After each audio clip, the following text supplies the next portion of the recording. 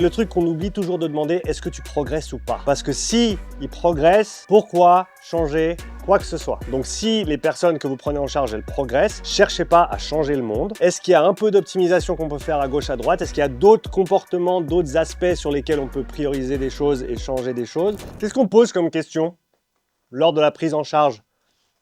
Principalement d'un point de vue de ce que nous, on va devoir faire pour la programmation, la planification. C'est quoi les questions qui sont importantes? Objectif, disponibilité, donc la logistique avec laquelle on va devoir jongler. Niveau de base aussi. Niveau actuel, passé sportif, wow, expérience, blessure, motivation, situation médicale, hygiène de vie, très important. Contraintes personnelles, professionnelles. Tout des très très bonnes questions, vous êtes dans le mille, ok? Il y a un truc qui manque. Et c'est le truc qui va faire la différence sur est-ce que vous écrivez une bonne prog ou pas pour cette personne à ce moment-là. Ce qui fait déjà. Donc, pour résumer, le profil de la personne, son passé sportif. Qu'est-ce qu'elle a fait dans sa vie? Quelles sont ses expériences? Moi, j'aime bien poser la question, est-ce que tu te sens plutôt endurant ou puissant? Est-ce que tu es plutôt à l'aise sur des efforts courts ou sur des efforts longs? Ça va déjà nous donner des indices sur les choses qu'elle fait, les choses qu'elle fait moins, les choses qu'elle aime faire, les choses qu'elle aime moins faire. Ça peut nous orienter dans notre prise de décision. Les contraintes logistiques, professionnelles, personnelles, quand est-ce que la personne part en vacances? À mon avis, pour le coaching, si vous faites du coaching en présentiel, pour moi, c'est la question la plus importante pour votre programmation parce que vous calez les semaines de deload sur quand ils ne sont pas là. Ce qui fait que votre plan, il est forcément adapté à eux et tu n'avais pas prévu de maxer ou de tester ou de faire ce grand truc que tu avais bossé pendant 8 semaines, la semaine où en fait ils ne sont pas là au final. Donc demande à l'avance, est-ce que dans les 6 mois à venir, 12 mois à venir, il y a des contraintes que tu ne peux pas toucher, que ce soit pro, perso, qu'on doit prendre en compte dans ce qu'on va faire ensemble. Des 2 semaines qui vont être ultra chargées parce que tu as un congrès et puis tu ne vas pas être dispo physiquement, mentalement, énergétiquement. Toutes ces choses-là, on les prend en compte dans la programmation. Expérience en endurance, et ça c'est valable pour la force, pour tout autre type d'entraînement aussi. Ok? Et à mon avis, le plus important, si vous voulez bien faire votre boulot, c'est les entraînements actuels. Depuis combien de temps ils suivent ce programme-là, ou cette structure de programme, cette structure de semaine? Et le truc qu'on oublie toujours de demander, est-ce que tu progresses ou pas?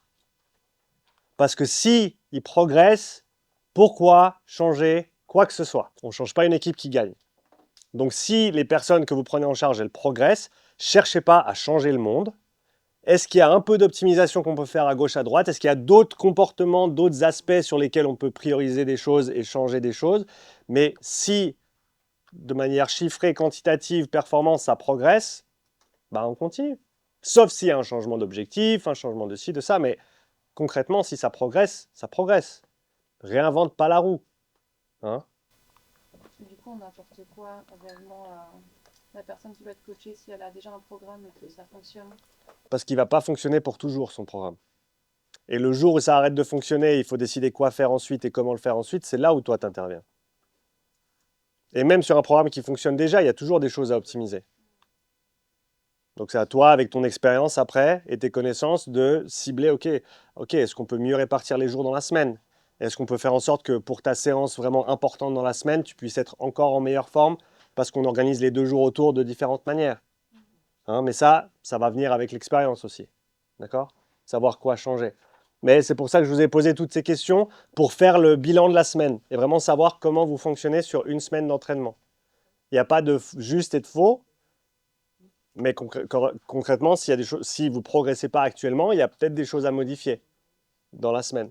Et comme je l'ai dit avant, est-ce que la personne progresse ou pas? Super important. Et on en a parlé.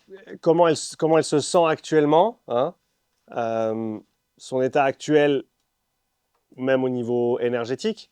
Là, j'ai fait une consultation récemment avec un gars qui est coach en nutrition. Il suivait sa femme un peu partout sur des Aerox. Il était super occupé. Il était au fond du trou au niveau des entraînements. Il n'avait plus envie de s'entraîner, alors qu'il voulait aller faire il a fait un 10 kills la semaine dernière. Il va faire un Aerox dans un mois en double.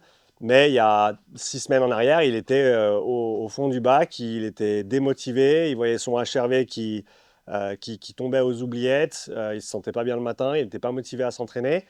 Donc là, forcément, il y a des choses à adapter.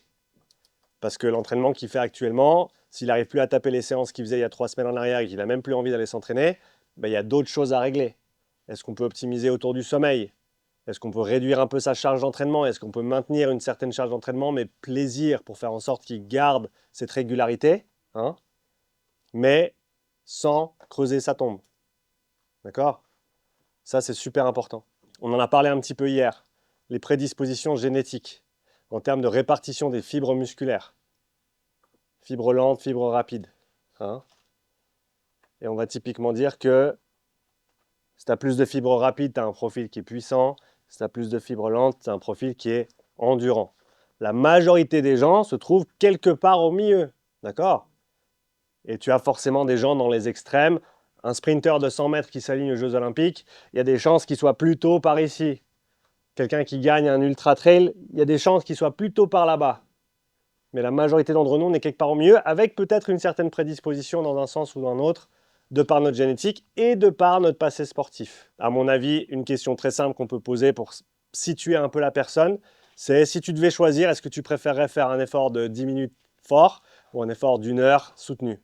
Et typiquement, les profils puissants, ils vont être prédisposés à haute, très haute intensité et l'inverse pour les profils endurants. Ok? Et déjà là, on a une idée de ce qu'on peut faire avec eux, ce qu'on peut leur proposer pour venir compléter leur profil. Et en plus, dans la grande majorité des cas, on est prédisposé pour faire quelque chose, donc on est meilleur dans ce truc-là que dans les autres. Donc typiquement, on va préférer faire ce truc-là parce qu'on est meilleur que dans les autres, et donc on va délaisser les choses pour lesquelles on est moins fait, et donc on est encore moins bon là-dedans. Ouais. Ce qui veut dire que d'un point de vue de l'adaptation potentielle, on a un énorme potentiel de progrès sur les trucs qu'on ne fait pas, et surtout pour ceux pour lesquels on n'est pas fait. Donc le profil individuel, les prédispositions génétiques, le passé sportif, la pratique actuelle.